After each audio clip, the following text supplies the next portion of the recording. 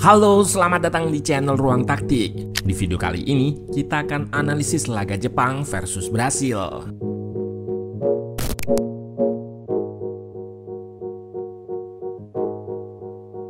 Hasil menarik terjadi pada laga persahabatan antara raksasa Asia yaitu Jepang melawan pemegang juara Piala Dunia terbanyak Brasil yang berkesudahan dengan skor 3-2 untuk kemenangan negeri Sakura. Anak asuh Hajime Moriyasu ini tertinggal 2 gol pada babak pertama lewat kerjasama third man run Paulo Henrique.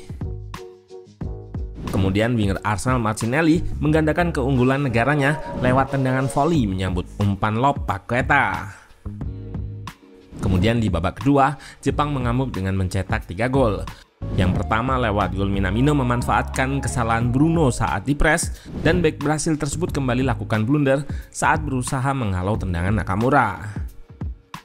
Kegigihan Jepang untuk terus menekan membuahkan hasil lewat gol terakhirnya melalui sepak pojok, membuat negara peringkat 19 FIFA tersebut mengalahkan negara peringkat 6 dunia.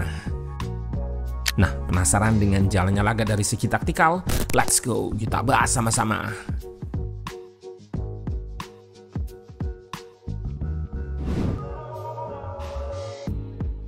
Jepang masih konsisten dengan formasi 3 backnya 3-4-2-1 dan rata pemain sudah berkarir di Eropa seperti Kamada yang bermain di IPL, Minamino di Monaco, Kubo di Real Sociedad.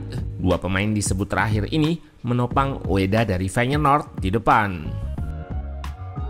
Sementara Brasil turun dengan formasi 4-2-3-1. Vinicius diplot sebagai ujung tombak, sedangkan Martinelli di sayap kiri bersama Henrique di kanan.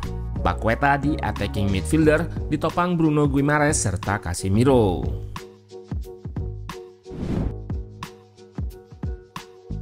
Jepang di sini tidak banyak menguasai possession. Mereka cenderung lebih banyak bertahan dengan hanya menguasai bola sebanyak 33%. Dari awal laga, mereka langsung bertahan dengan shape 5 back. Shape utamanya adalah 5-2-3 yang terdiri dari 5 pemain di backline, 2 pemain pos gelandang, dan 3 pressure di depan. Pressure di depan akan bergerak mengikuti bola dari lawan. Seperti pada momen ini, Minamino dan Kubo lebih naik ke depan guna lakukan press ke bola yang bergeser ke arah kiri pertahanan. Meski bertahan dengan 5 back, namun terlihat jarak antar lininya sangat rapat. Caranya dengan menaikkan backline atau garis pertahanan mendekati pemain tengah. Salah satu tujuannya untuk memenangkan second ball ketika ada progresi yang gagal dilakukan. Hajime Moriyasu juga mengantisipasi kelemahan formasi 5-2-3 ini. Terlihat space di samping 2 gelandang Jepang ketika winger naik untuk press. Pace kembali terlihat ketika Brasil bisa lakukan sirkulasi dari kiri ke kanan. Guna menutupnya, dalam beberapa momen, winger turun sehingga formasi lebih nampak 5-4-1. Defense compact yang diaplikasikan Jepang ini membuat Brasil sulit melakukan progresi. Mereka lebih banyak menggunakan 2 back, salah satu fullback lebih sering naik untuk bentuk shape 5 penyerang, sementara satunya tetap menggantung. Beberapa kali anak asuh Ancelotti yang kesulitan menembus compactnya antar lini harus menggunakan variasi long pass ke belakang garis pertahanan tinggi Jepang. Namun terlihat back sangat sigap untuk drop atau turun guna menghalaunya. Terlihat target dari long pass di sisi kiri adalah Martinelli yang berusaha lakukan run in behind namun kembali gagal. Untuk membantu progresi lewat tengah, Vini kerap drop ke antar lini guna terima bola. Namun kerapatan pertahanan Samurai Biru membuatnya sulit untuk balik badan dan ciptakan tusukan. Saat berhasil mencoba melakukan progresi di antar lini, backline terlihat akan melakukan support dengan press ke depan, memperkecil ruang penerima bola. Pun begitu, pertahanan rapat Jepang terbongkar dengan taktik third man run.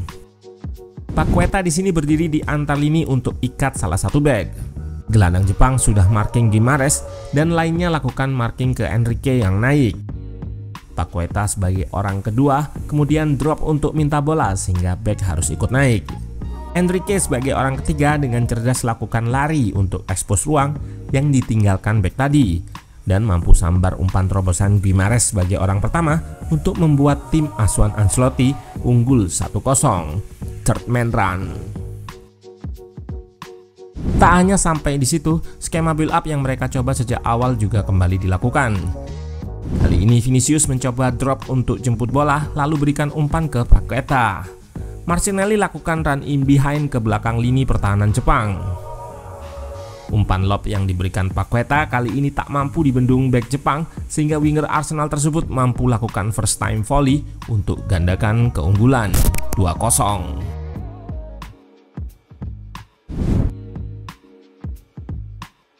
Pada babak kedua, perubahan yang dilakukan oleh Hajime Moriyasu lebih ke instruksi ke pemain agar lebih penetratif.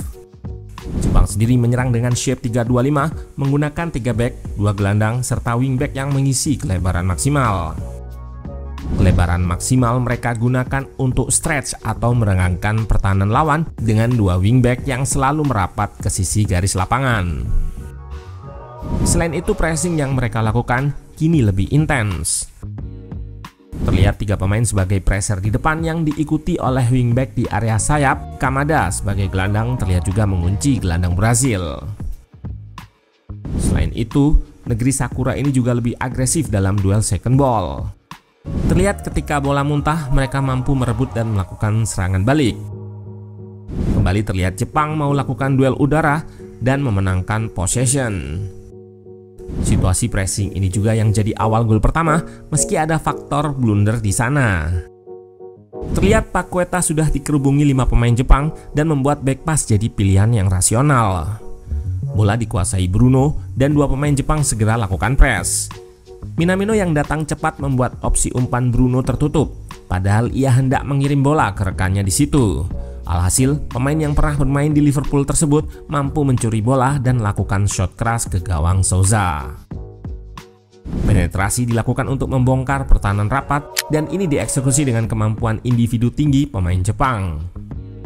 Kubo melebar ke sisi sayap dan lakukan penetrasi dengan dribblenya, dilanjutkan ke Doan yang melewati 3 pemain dan lakukan cutback namun masih bisa dibendung pertahanan.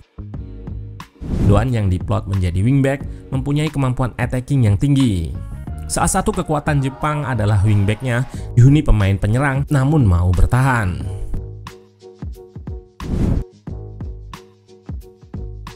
Pergantian taktik yang signifikan dilakukan Moriyasu adalah memasukkan Ito dan terlihat ia diinstruksikan untuk lebih melebar guna ciptakan overload.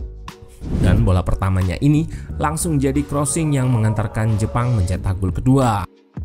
Di sini terlihat fungsi kelebaran maksimal yang digunakan mereka, di mana Nakamura di sisi terjauh kosong. Crossing ke tiang jauh dilakukan Ito dan langsung di-placing oleh Nakamura. Bruno coba menghalau bola tersebut, namun naas malah masuk ke gawang sendiri. Kombinasi Ito dan Doan di sayap jelas membuat Brazil keteteran. Doan melebar maksimal ciptakan overload 2 versus 1 bersama Ito. Dilanjutkan terobosan yang disusul cutback ke Minamino, namun ia gagal selesaikan peluang ini. Ito benar-benar jadi pembeda. Kali ini early crossingnya kepada Ueda jadi awal terjadinya gol sepak pojok. Ia juga yang mengeksekusi corner tersebut dan crossingnya berhasil ditanduk sempurna oleh Ueda. 3-2 Jepang comeback. Jepang masih bermain agresif dalam mengganggu build up Brazil. Terlihat block press dengan 6 pemain lakukan press secara unit untuk gagalkan bangun serangan. Press ini mempersulit tim Samba untuk keluar mengkreasikan peluang dan Jepang akhirnya menjadi pemenang. Statistik babak kedua terlihat mereka memang kalah possession namun unggul shot lebih banyak dan mengancam gawang Brasil lebih sering. Tim ini memang menarik untuk diikuti lantaran taktik 3 back yang diusung dieksekusi dengan baik menggunakan materi pemain juga kelas Eropa.